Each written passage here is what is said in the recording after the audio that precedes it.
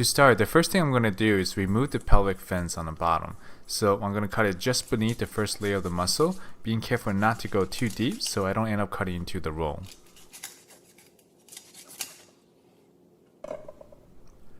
And then next, I'm going to use a much smaller knife with the front taped off.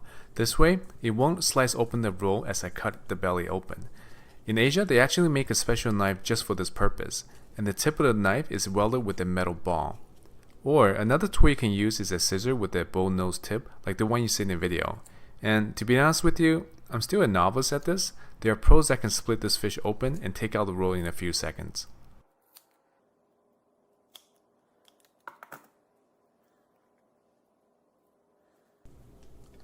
The next step is to gently pull out all the innards, and you can see that I'm being really careful not to use too much pressure so the egg sacs won't bust open. There's a thin black lining inside that's attached to the roll, and this needs to be separated. And once everything is out, the intestines can be pulled out quite easily. From here is the most challenging part. I need to remove the roll sac along with a piece of the belly meat attached to it, instead of just ripping it off completely, because you'll end up breaking the egg sac and then spill all the eggs. So this part takes some practice and precision, and this is where having a really sharp knife helps a lot.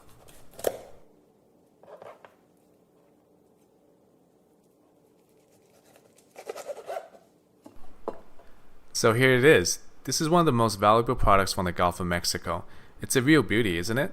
And the larger the size, the higher the price it'll fetch. And this one is on the larger side. I would say this is probably worth somewhere in the $75 range once it's been processed. And then the next step is to partially split it in half. There's a very thin lining and membrane that connects the two pieces together, and this needs to be pulled apart ever so gently without breaking open the sac. And obviously this part takes very steady handwork and being patient.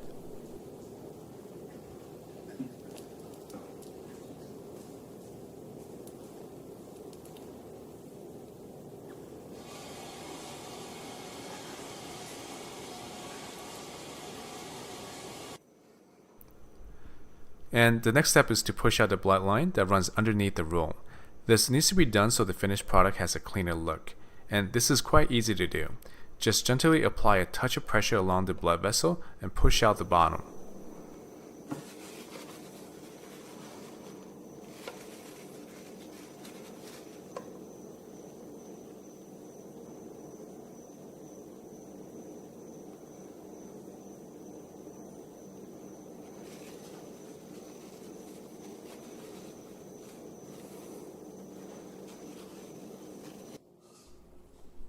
Now, no matter how good your knife skill is, there'll be some pieces that get tear open or accidentally cut.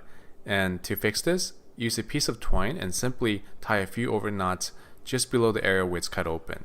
And this is an important extra step because later on, the roll is going to get pressed with a lot of weight. And if this isn't corrected now, a lot of the eggs inside will just get pushed out later.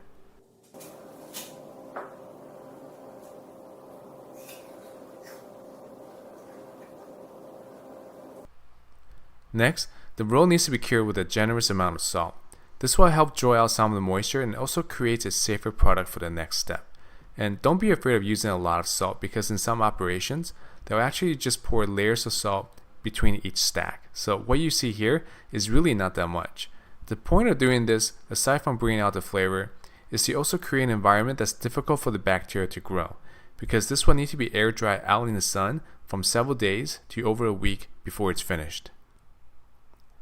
After salting it, put it in the fridge for exactly 1 hour. And this is a good amount of time because you don't want it to become too salty.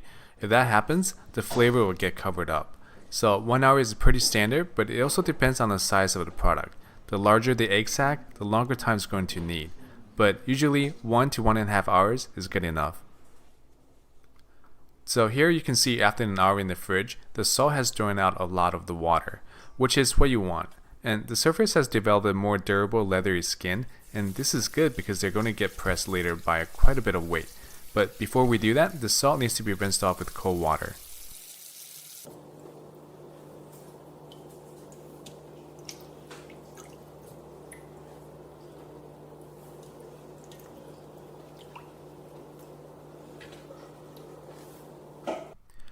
And the next thing I'm going to do is press it into more uniform shapes.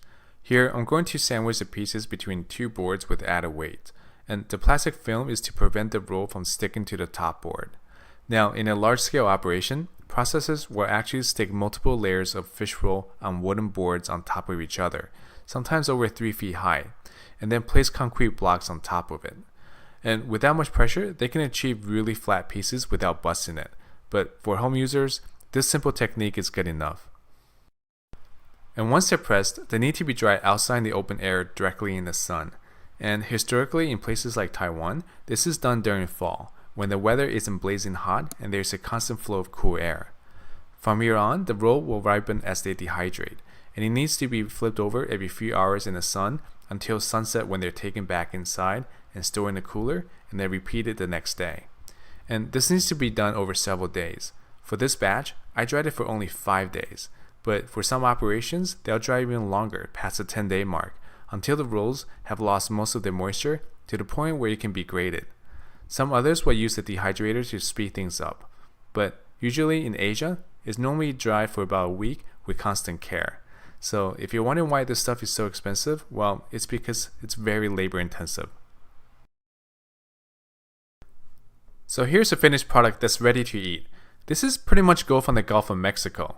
This piece right here will probably fetch around $75. And not only has the color changed to a beautiful dark orange, the surface has developed a really nice oily glaze too. And normally what I do is vacuum seal each individual piece and store them in the freezer until I make another batch next season. And here you can see that there is a spectrum of different shades of colors, and this is dependent on what stage of the roll was when the fish was harvested. For example, the darker color ones means that the roll was more developed than the lighter color, and typically the more golden the color, the higher the price of command. Now there are 3 ways to serve it. You can eat it completely raw, bake it, or serve it seared. My favorite way is to slice it thin and bake it for a few minutes in a toaster oven. You can even sprinkle a dash of sake over it to enhance the flavor even more.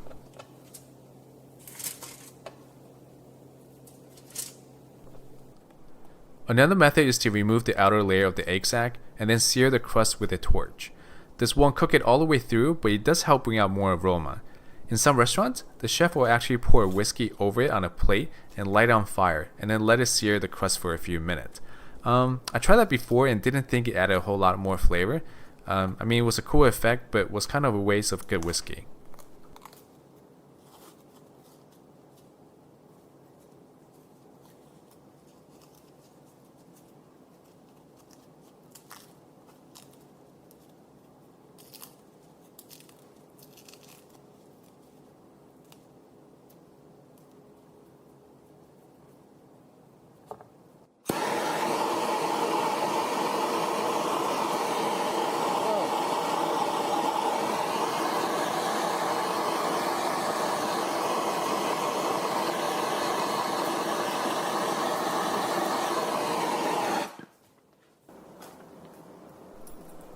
And just like before, I'm going to cut this into thin pieces. Some people cut it much thicker, but that really depends on what kind of texture they like. And typically in Taiwan, which is where I was originally from, it's often served with slices of daikon radish that's eaten together with the mullet roll.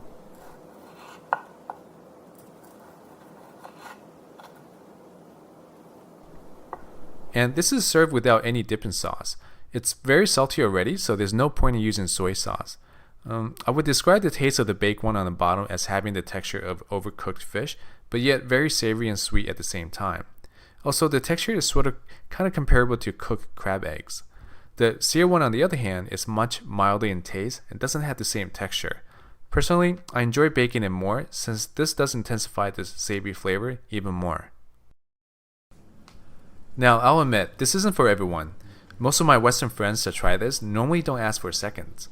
But in Asian culture, this is a highly priced delicacy and it's very popular during fall and winter season when it's often given as gifts to friends and relatives. So if you're adventurous enough, I say give it a try and see for yourself.